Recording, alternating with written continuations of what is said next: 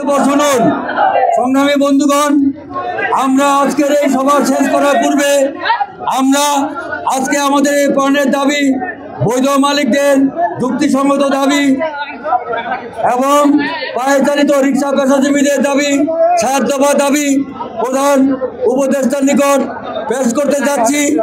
আমি সর্বোপরি বলতে চাই, মাননীয় প্রধান উপদেষ্টা এবং আপনার উপদেষ্টা পরিষদ এবং আইন প্রয়োগকারী সংস্থা, আমরা সকল সংস্থার নিকট আকুল আবেদন জানাচ্ছি, আপনারা 31 আগস্ট অর্থাৎ চলতি মাসের 31 তারিখের মধ্যে যদি ঢাকা মহানগর থেকে, ঢাকা রাজধানী থেকে এই ব্যাটারি চালিত রিক্সা উচ্ছেদ না করেন, সরিয়ে না নেন, তাহলে কোনো অপ্রীতিকর পরিস্থিতির উদ্ভব হলে সেটা আপনাদের দায়িত্ব গ্রহণে সচেষ্ট থাকবেন।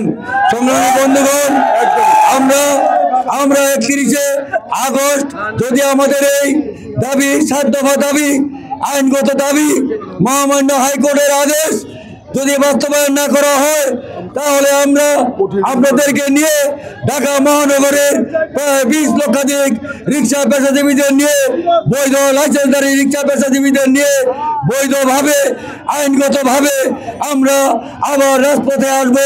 সেদিন রাজপথ ভরে যাবে, কানায় কানায় ভরে যাবে। আমরা সেদিন সারা ঢাকা শহর, সারা রাজধানীকে আমরা সেদিন অবরোধ করে রাখবো। সংগ্রামী বন্ধুগণ, আজকে